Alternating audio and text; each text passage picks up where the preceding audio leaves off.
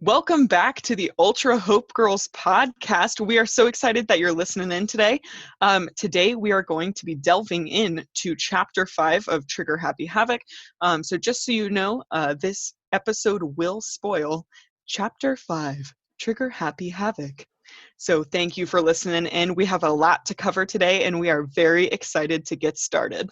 I'm Maddie. I'm Marin. And I'm Caroline. And we're the Ultra Hope Girls. 1, 2. Welcome to the Danganronpa podcast. Showtime. You're on the threshold of an amazing episode. Showtime. This is the case where Kyoko disappears for a bit. The group finds a body and assumes that it is Kyoko's, but after the trial occurs, they learn that it is not Kyoko and is instead Mukuro Ikusaba, the 16th student. Dun, dun, dun, dun. Hey guys, how are we hanging today? Pretty good, pretty good. Dandy. Excited to talk about this.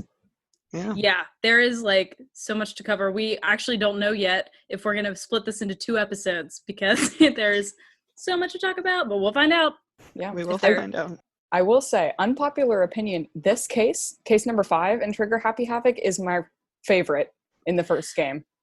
Can I just say, so I had this, my first time playing the game. Everyone take a shot every time I say that in an episode. I say it all the time. But but the thing is like, I hated this case when I watched the anime. I was like, oh my God, I have no idea what's going on.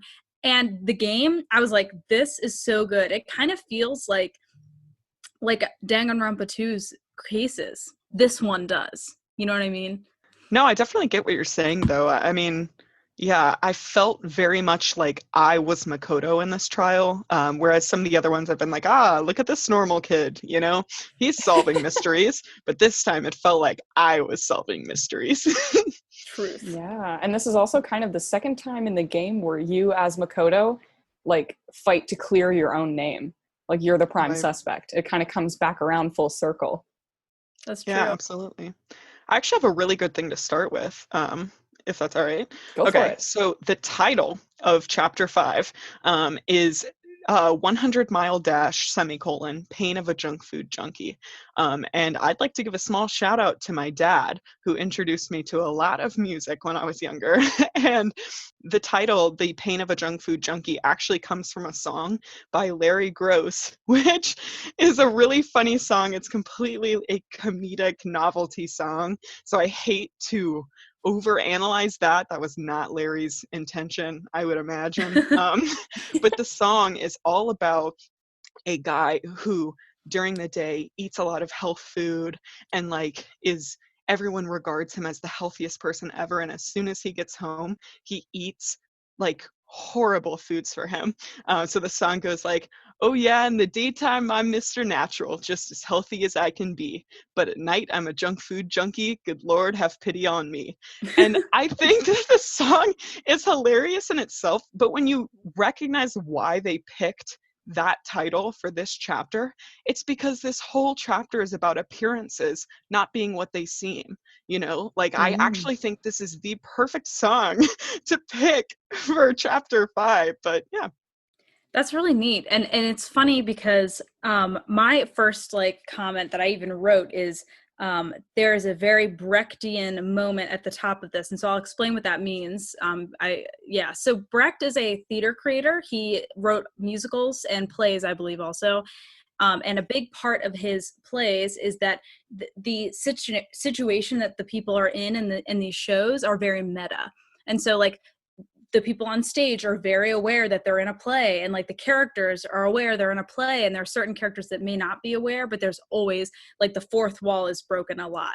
And this foreshadowing of the next murder, because at the top of the chapter it's in 3 days this murder would occur, and you see the body, and that is the first time that's ever happened. And this is a very Brechtian way to go about it, because Brecht theater, at the beginning they say the ending of the play, that's a big motif in that.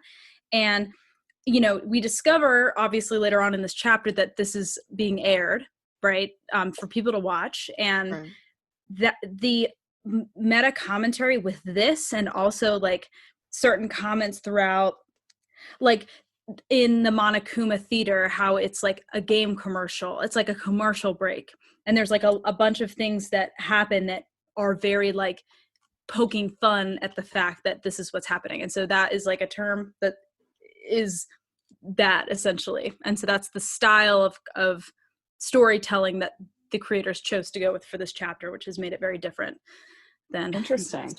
Yeah. I like that so a cool. lot. Yeah. Nice. Theater. Theater. Did we want to do the thing where we do like a quick rundown of like the new developments that happened? Because I have a little list if we want to do that again. Yeah, we can start with the new places maybe, because there are a lot of new rooms. Yeah. This is the first note I have. I wrote down 3 words: scary murder classroom. It's the first thing I have written. It's interesting. The wall, written on the wall in that room, it says "eye for an eye." That's kind of interesting. We learn that according to Monokuma just left the room exactly as he found it. So he says. And as you're investigating the room with Byakuya, your beauty is beyond compare, with golden locks and skin so fair. Ooh, Byakuya Togami, Byakuya Togami. he says the bloodstains look really old, over a year old, possibly from the time of the tragedy, and it looks like a large group of people were killed in that room, which makes you wonder what went on in there. We also find on the 5th floor of the building now, which is that's where the new classroom is the 5th floor has opened up. There's a dojo, a biology lab that is locked so they can't get in, and a greenhouse with a, quote, scary murder plant, unquote. We also find out that they might have kind of reached the end of the road in the school now, because there are no more stairs leading up from the 5th floor. So this is possibly the top floor of the building and as far as it goes. I want to take it back to that classroom, actually, talk a little bit about that. We can go through each room maybe, but the classroom, I noticed the blood is red there, and throughout the game, blood is pink, bright Yeah, wait, you're right. neon pink. Yeah. I never realized that. And I think they're explaining that by saying it's really old. You know, I think that was kind of their way of showing it. But I don't know. Blood doesn't, I mean, it changes color, but not drastically from like a hot pink tone to like a dark red. And so I kind of took it as also a creative note in saying how much more serious that blood was, because the deaths of these students is serious, but at the same time, it wasn't ever considered to be like the tragedy, you know, like these deaths from the classroom, they're considering to be part of the tragedy. They even say, I think Byakuya is the one who says it, but Byakuya says like, this must be the ultimate tragic event, the genocide of the students. Yeah, and going off of that, it's so in a way, like I'm thinking like, I'm trying to think of how to say this. So when tragic events happen, like in our nation, there's a specific example I am thinking of, but I don't want to talk about it just because it is a very sensitive topic for a lot of people. But like in regarding schools and things that have occurred in our country about that topic, the first time it happened, it was like a huge deal. And people were like, oh my God, this is terrible. Like these children, like this is all happening and all this stuff.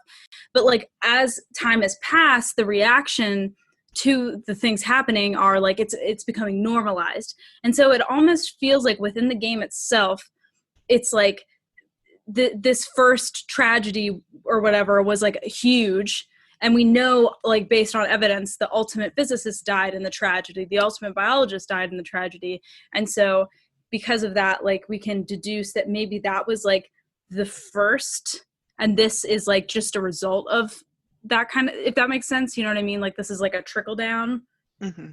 Yeah, I don't know. Does that make sense? Yeah, no, and at first I was honestly kind of skeptical. And when Byakuya made that comment, I was a little skeptical at first that like the murder of however many students happened in that one classroom, that was the tragedy itself. Because I mean, it's horrible. Like it's absolutely awful if, you know, a handful, like a bunch of students were murdered in one place, but They call it the biggest, most awful, most tragic event in human history. And I can think of a lot of really awful events in human history that have ended with a lot, like much higher death tolls and much higher rates of suffering and that kind of thing. And so I was like, well, that doesn't seem like, and so Right.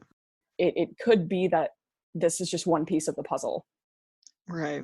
I have to admit, when I first saw the outlines on the floor, the chalk outlines, it reminded me of a meme I saw a long time ago where it was a picture of a chalk outline and the caption was, "Who's that Pokemon?" And that was my first thought when I went in the room, was like, who are these Pokemon? That's probably horrible, but That is glorious. Thank you. That's so funny. Are we good to move to the botanical garden? Oh yeah, baby. Let's do it. All right. Let's talk about that big flower. I was really getting Little Shop of Horror vibes. I don't know. Yes. Oh Yeah. yeah. What else we got in there? We have the chicken coop. Yes. And let me can tell I ya, just say, Mhm. 5 chickens are the amount of chickens in there. They really let you know that from the very beginning. Every we have to person be is very like, clear. there's 5 chickens in this chicken coop. There are 5. And I was like, are you kidding me? Like that is so obvious that there is going to be, anyway. But eventually there are 4. So I think we should have a moment of silence for our fallen chicken that perished in this chapter. Wait, how many chickens were there at the start? Can There anyone were remind me? 5 I think there chickens. were 7? 5? 7? 5? I think 5 it's 7. chickens. It was hard to keep track. Yeah. I wish someone had told me a couple times. 5 chickens. Okay. Hero actually talks about that. He says, whenever the number 5 pops up, that's a good omen. It contains the mysteries of the cosmos and is a number of power. And this is chapter 5. And I would argue that it was a really big push for the big explanation of the mastermind, what's happening outside. So Hero was onto something there. Yeah. You're not wrong, dude. Mhm. Yeah. We also find in the shed in the garden a certain pickaxe with a certain name on it of a certain biker gang, Crazy Diamond, belonging to Mondo Awada. Don't know why that's there, but it is. True. It's kind of like when Hifumi was like, oh, I lost this camera and I just assumed they took it. Like, it's like kind of that. It's like finding something Yeah. that, I don't know, we don't know how it got there. Yeah.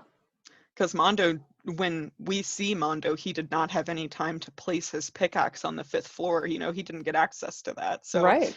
clearly something's going on. Yeah. I mean, like, I think, like, for me, if I were playing for the first time, my first thought would be like, oh, like, are they still alive? Yeah. Does that mean, like, they're somehow still alive in the school? Anyway. Especially with the pictures that we have found Oh, of the yeah. characters. Like, it Right. just makes you wonder what's going on with them. We've My also got next the line- dojo. Yeah, Mhm. yep. And the dojo, I made a couple interesting notes about the dojo, is that there's some symbolism there. In the dojo, there are a bunch of cherry blossoms in full bloom. And Sakura, who has, RIP, recently perished, the name Sakura actually means cherry blossom. And so we see, and it's also a dojo, this is like, for me, the entire dojo is a reference to Sakura's character. I thought that was kind of cool. That's awesome. That's so cute. No, that's My real. girl. Oh, I love that. Like Sakura blossoms. Yeah. Yeah. Yeah. I think the only room left is the biolab, which you can't get into. And there's the word raw pitting on the door, written on the door. Which, Maddie, go ahead. When I saw that, I also wondered if it could have been war. I thought the 'cause same it's up thing. and down, if it's WAR or RAW. Yeah. I wondered because it might have been blood, like someone writing from the floor up. Yeah. My next thing is going back to the dining hall with the knife. Yeah. And all I have is like, I mean, I literally just wrote like that they all trust him and give him the knife. It's like almost like they were like setting him up to be like murdered. Like it was like the whole crew was like, all right, here, Makoto, you're the most trustworthy. And he's like, I don't want this burden, but okay. What's interesting is in the anime, that's not how it goes down. In the anime, Hiro takes the knife from Toko and is like, well, she can't have this. And Byakuya takes it from him and says, you can't, and Hina can't either, because we've seen you have a clear history of violence. And so he actually gives it to Makoto and says, like, you're the only one, basically, you're the only one I trust with this knife. So, hey, little friendly thing from Byakuya to Makoto. Little friendship blossoming. I literally, okay, the fact that they give it to Makoto, I was like, when I was first playing this, I was like, I don't know if that's a good idea. Like, I don't know if I would trust Makoto with the knife. He doesn't lock his doors. He does not seem very responsible. And lo and behold, he decides to keep the knife in his desk drawer, which is the stupidest place to hide a weapon. Like, buddy, hide it under your mattress or something. Not under your pillow, under your mattress, because then nobody can sneak it out while you're sleeping. And, like, you know exactly where it is. Like, nobody's going to find it there. It just, desk drawer, like, seriously? And then we all know how that ends. He literally was like, this is the safest place. And I put it away. No, I was like, it's not, you idiot. Oh, no! I also have a note about that passing off the knife scene is that Byakuya says his first nice thing ever. I know. I have in all caps, Byakuya compliments Toko. And then he insults her 4 seconds later and, like, tells her to die. In that conversation, someone, I think it's Hina both times, but it might be Hiro, says to Byakuya, how high is that horse you're riding on? And to Toko, how low is that rock you're hiding under? And the play there was just so good. It was so good. I think that's Hiro. Yeah, I think I remember that. That's perfect. Yeah. Shout out. Oh god, star. And Kyoko then says that she has no memory of her ultimate ability. And the group doesn't believe her in this moment. Which I don't blame him. Byakuya definitely doesn't. Because he knows she's smart, you know what I mean? And I think he could assume that she might be playing them, you know. Yeah, I also noted that he is really taking charge here, Byakuya. Like, this is one of the first times he's stepping up to lead all of them versus, you know, stepping up to insult or get away or, like, do his own investigation with the game or... Yeah, because before he kind of just kept to himself. He didn't want anything to do with anyone else. Now it's interesting to see, like, his CEO personality is now showing as he kind of takes charge. Yeah, that's really true. Exactly. I didn't really make that connection, but yeah. And then I just have events-wise something stolen from Monokuma. He says it's a key and redacted, but we find out later that it's Mukuro Ikusaba's file info, and we all know Kyoko did it. And we also see that Sakura broke down the principal's door, which is what she was talking about when she said, I'm not going down without a fight. So we get to actually see what she meant by that, which was really cool that, you know, she not only was thinking about paying back her debts that she, like, you know, thought she had, but also she took the time to really give them an advantage coming into, like, the final boss battle, you know? That, the mention of that, where, like, we find out that fact, and also, like, the symbolism of the dojo makes me think that there's, like, it's kind of an ode to Sakura in this chapter, like, just a little bit, like, kind of like almost a thank you to her for everything that she has done for them. And It's so sad, but, like, yeah, I got that vibe as well. I had a note about going back to the scene in the cafeteria when Kyoko reveals that she supposedly has amnesia, and, you know, Byakuya demands to know where her ultimate talent is, and she says, I can't tell you. And then he takes her room key away from her and says, well, I'm going to have to, like, limit your freedom or whatever until you decide to fess up. And I don't know how I felt about that. Part of me felt like it was a little extreme because, I mean, if she can't go into her room, that's basically sleep deprivation, right? Because they're not allowed to sleep anywhere outside of their rooms. Like, it's breaking a school rule. They'll literally get killed for it. So eventually she's going to have to be able to get back into her room or she'll die. Like, obviously, you know, she has some time, but, like, I don't know. Did you guys think that that was going too far, or did you think that he was justified? I think he was justified, because if it was me, I would want to test how far she was willing to go to hide that, because to me, she knows and she's just not telling me, like if I'm Byakuya in the situation. I will say, though, she could have slept in Makoto's room, or quite frankly, any of the students' given that she had that master key. Not that Byakuya would have known True. that, but he did know that Makoto liked Kyoko. And so I think he wasn't sentencing her to die. I think he was just like, this is a really, really big inconvenience and she's going to tell me. I mean, she like gets up to stand by him and he's like, haha, you've decided to talk. And she's like, nope. Yeah, she's just like, all right, here's my room key. I can't tell you. Did you guys believe her when she said that she didn't remember who she was? I don't know. I did. mean, yeah, I don't know. I kind of did, but I thought that if she was lying, she had a reason for it. Basically, like, this goes back to the climax of the chapter, right, where we're deciding whether we trust her or if we don't. Yes. And we're doing what we should not be doing in this scenario and going by our emotions rather than logic. And yeah, I don't know. I wouldn't have trusted her in this scenario, but There's actually a moment when Kyoko is talking to Makoto and she shows him the key. And he says in the anime, he says out loud, "Can I trust you?" And she doesn't respond. And he just kind of like nods to himself and he's like, all right. Like you see him decide to trust her. And that was one of the very few moments that I thought the anime did a better job of in this case, was just his internal struggle, because Makoto is very hopeful, obviously, very easygoing, but he does struggle to trust her. And so I think that showing that she had to earn his trust is a really important moment. Yeah. For sure. I have a lot more to talk about and discuss with Kyoko and that whole kind of parallel, but I think I'll save it until we get into the trial for now. Okay, cool. But yeah, I mean, there's a huge, huge theme of trust happening in this chapter. Like, who can you trust? Who do you not trust? How far do you go to trust somebody? Right.